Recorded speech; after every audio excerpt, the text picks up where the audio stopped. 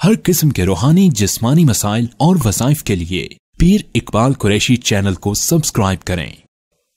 نحمده ونصلي ونسلم على رسوله الكريم اما بعد فاعوذ باللہ من الشیطان الرجیم بسم اللہ الرحمن الرحیم۔ میں اس وقت مدینہ منورہ جو کائنات میں بہترین مقدس جگہ ہے، یہاں پہ خانقاہ نقشبند کے اندر موجود ہوں۔ جناب مولانا علیم صدیقی صاحب دامت برکاتہم العالیہ جو نقشبند کے سلسلہ میں حضرت پیر ذوالفقار نقشبندی حفظ اللہ تعالی سے خلافت حاصل ہے اور یہاں خدمات سر انجام دے رہے ہیں خانقاہ میں، اور یہاں ہمارے ساتھ حضرت مولانا سہیل عرفان صاحب دامت برکاتہم العالیہ جو نقشبند سلسلہ کے الحمدللہ مجاز بھی ہیں اور بہت خدمات پوری دنیا میں سر انجام دے رہے ہیں۔ اور اس کے علاوہ جو میرے ساتھ موجود ہیں جناب شان الہی صاحب جو بہت بہترین آپ کے سامنے انہوں نے ابھی کام کیا حال ہی میں، جس سے پورے ملک پاکستان کا سر فخر سے بلند ہو گیا، اور سعودی عرب حکومت اور پاکستان کے درمیان عوام کے درمیان انہوں نے محبت پیدا کرنے کے لیے اتنا بہترین کام سر انجام دیا کہ ہمارے پیارے نبی محمد کریم صلی اللہ علیہ وسلم نے فرمایا تم جنت میں نہیں جا سکتے جب تک جو آپس میں محبت کرنے والے نہ بن جاؤ۔ اب آپس میں محبت پیدا کرنے کے لیے جو انسان کوشش کرے گا کہ عوام میں انسانوں میں محبت پیدا ہو جائے تو وہ اس دور کا سب سے بڑا بہترین انسان ہے۔ تو شان الہی صاحب کو میں مبارکباد دیتا ہوں کہ موٹر بائک کے قافلے کے ساتھ پاکستان سے مختلف کنٹریز سے ہوتے ہوتے سعودی عربیہ میں تشریف لائے اور یہاں پورے سعودی عرب کا وزٹ کیا اور عمرہ ادا کیا۔ سعودی حکومت نے، سعودی لوگوں نے اتنا ان کو پروٹوکول دیا، ان کے ساتھ اتنا بہترین سلوک کیا، اور پاکستان کا جو امیج ہے وہ پوری دنیا میں خاص طور پہ سعودی عرب میں بلند ہو گیا۔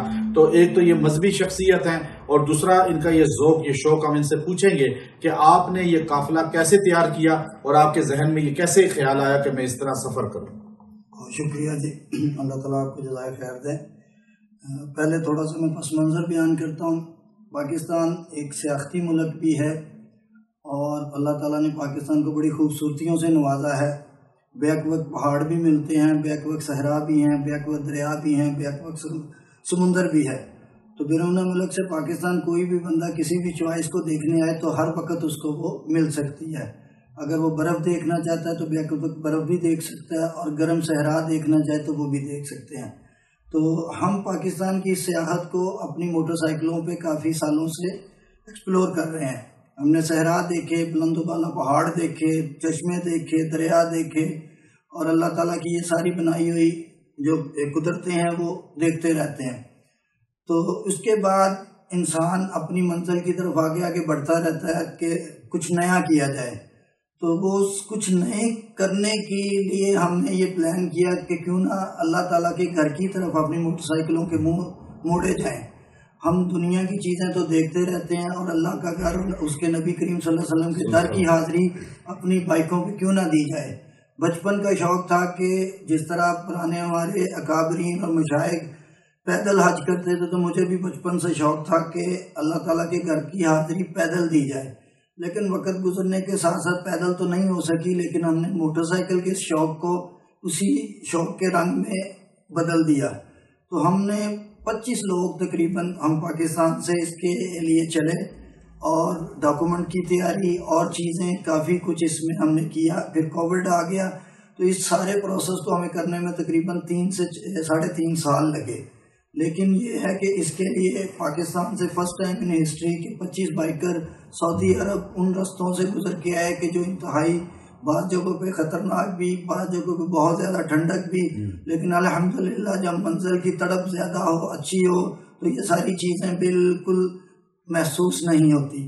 تو ہمارا سفر 25 رائڈر کے ذریعے ہم پاکستان سے لاہور سے چلے، اور کوئٹہ پہنچنے میں ہمیں 3 سے 4 دن لگے۔ ہر جگہ لوگوں نے اپنا بہت زیادہ پرجوش ہمیں طریقے سے ملے، اور ہر جگہ پہ ہمیں روک روک کے، اور ان کے عموماً طور پہ سفر کی جب منزل بتائی جائے کہ اللہ تعالیٰ کے گھر کی طرف جا رہے ہیں تو لوگوں کے جذبات اور بڑھ جاتے ہیں۔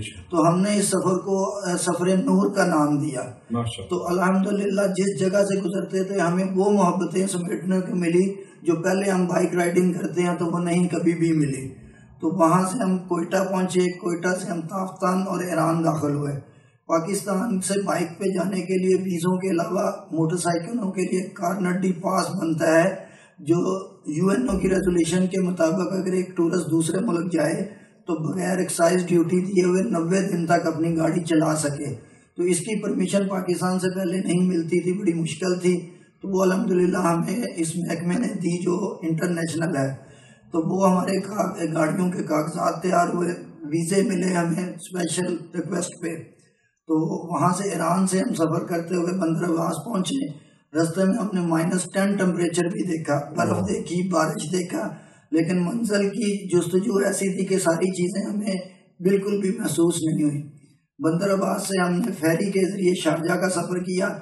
تو ایران میں بھی ایران کی جتنے بھی آفیشل تھے انہوں نے ہمارا استقبال کیا، اور ہر جگہ پہ ہمیں گورنمنٹ کی طرف سے جو ایک حفاظت کا کور ہوتا ہے اور شیلٹر کو فراہم کیا. یہاں جیسے ہی ہم UAE داخل ہوئے تو یہاں کی حکومت نے اور وہاں کے متعلقہ جو محکمہ جات نے انہوں نے ہمیں بڑا اچھا تعاون کیا. کسی بھی جگہ میں ہمیں پرابلم نہیں ہوئی.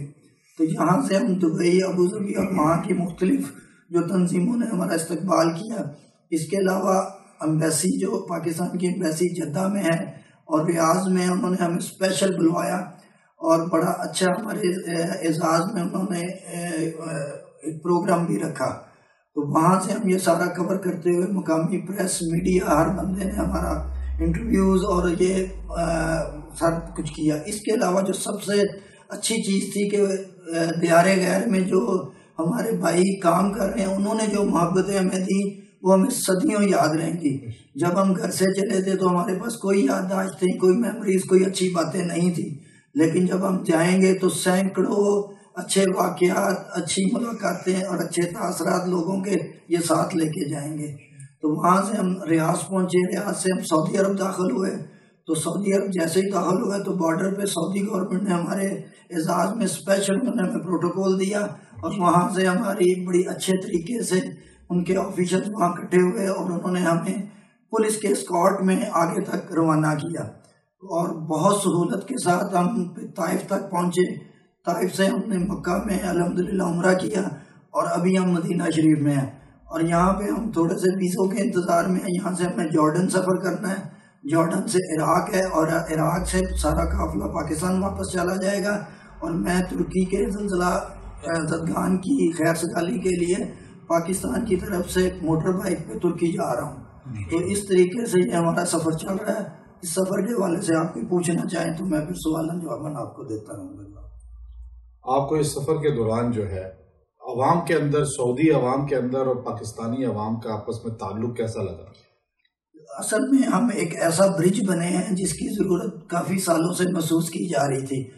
عمومی طور پہ پاکستان سے لوگ کہتے ہیں کہ سعودی عرب والے ہمیں اس طریقے سے نہیں ملتے جس طریقے سے باقی قوموں کو ملتے ہیں، لیکن موٹر بائک کے ساتھ ہمارا رشتہ ہونے کی وجہ سے ہمیں سعودی عرب کے لوگوں سے اتنی ہی محبت ملی ہے جتنی دیار غیر میں ہم پاکستانی جو کام کر رہے ہیں اتنے. حتیٰ کہ جس سڑک پہ جا رہے ہوتے ہیں، جس جگہ پہ جا رہے ہوتے ہیں، سعودی عرب کے لوگ روک کے ہمیں کھانوں کی دعوت دیتے ہیں، گھر میں جانے کی دعوت دیتے ہیں. اس کے علاوہ ہر شہر میں یہاں موٹر بائک کلب ہیں اور بڑی ہیوی قسم کی ان کی بائکس ہیں. لیکن جب ان کو پتہ لگتا ہے کہ 25 رائڈر پاکستان سے آئے ہیں تو وہ شہر کی سرحد پہ کھڑے ہو جاتے ہیں اور ہمارے استقبال کے لیے وہاں سارے اپنے قافلے کے ساتھ ہمیں شہر میں داخل کرتے ہیں. پھر اچھی جگہ پہ ہمیں کھانا کھلاتے ہیں، اور اس کے علاوہ پھر اپنے کلب کے وہ جو اعزازی بیج ہوتے ہیں وہ ہمیں دیتے ہیں. اور انہوں نے اس کے علاوہ ہم نے جو سب سے اچھا کام یہ کیا ہے کہ ہم تو سیاحت کی غرض سے اور سفر نور کی جو اللہ تعالیٰ کی گھر کی جو عظمتیں سمیٹنے آئے ہیں، ہم نے ان لوگوں کو پاکستان آنے کی دعوت دی ہے کہ جس طریقے سے ہم یہاں آئے ہیں آپ لوگ بھی آئیں، تو اس طرح جو یہ دوریاں، جو یہ چیزیں ہیں وہ محبتوں میں تبدیل ہوں گی. انٹرنیشنلی پاکستان کا نام آتا ہی لوگوں کے ذہن میں آتا ہے کہ یہ ٹیررسٹ کنٹری ہے. ہم ان کو بتانے آئے ہیں کہ یہ ٹیررسٹ کنٹری نہیں، یہ ٹورسٹ کنٹری ہے. آپ آئیں، آپ کو وہ محبتیں ملیں گی، وہ مہمان نوازیاں ملے گی. ہمارا دعویٰ ہے کہ پوری دنیا میں بھی آپ چلے جائیں، یہ محبتیں اور یہ مہمان نوازیاں آپ کو کہیں اور نہیں مل سکتی. جو اللہ تعالیٰ کی بنائی ہوئی نعمتیں ہیں وہ بھی دیکھیں، لوگوں کا خلوص دیکھیں. سعودی عرب کے جب بائکر آئیں گے تو پاکستان پہ لوگ کھڑے ہو کے ان کا استقبال کریں گے کہ ہمارے وہ بھائی آئے ہیں جو اس سے پہلے پاکستان نہیں آ سکے۔ میں ایک چیز یہ پوچھنا چاہتا ہوں کہ یہاں محمد بن سلمان جو ملک ہیں سعودی عرب کے، ان کا 2023 کا ویژن ہے ٹورزم کا کہ پوری دنیا کی جتنے بھی ٹورزم ہیں، ٹورسٹ ہیں، وہ یہاں پہ تشریف لائیں اور یہ ملک جو ہے ایک بہت بڑا ٹورزم کا جو ہے گہوارہ بنے۔ تو آپ اس کو کیسا دیکھتے ہیں؟ چونکہ ابھی تو بہت بہترین کام انہوں نے شروع کر دیے ہیں یہاں پر، محمد بن سلمان جو ملک ہیں، تو آپ نے اس کو کس طرح دیکھا، کیسا پایا؟ ہم نے جی سعودی عرب کا جیسے ہی نام آتا ہے تو ذہن میں ایک فوری آتا ہے کہ یہ ریلیجیس پلیس ہے۔ مکہ اور مدینہ کا تصور آتا ہے، اور اس سے پہلے حاجی کو 3 شہروں کے علاوہ کہیں ویزا کی اجازت بھی نہیں تھی، لیکن محمد بن سلمان کا جو 2030 کا ویژن ہے وہ ہم نے ہر جگہ ہر شہر میں محسوس کیا کہ جتنی تیزی سے وہ کنسٹرکشن کر رہے ہیں تو آنے والے دنوں میں یہ ریلیجیس کنٹری کے ساتھ ساتھ ایک ٹورسٹ کنٹری بھی بننے جا رہا ہے۔ اور ان کا جو یہ عزم اور یہ جو چیزیں ہم نے دیکھی ہیں، یہ آنے والے دنوں میں سعودی عرب کی جو جدید شکل ہے ٹورزم کے تناظر میں وہ ہر بندے کو دیکھنے کو ملے گی۔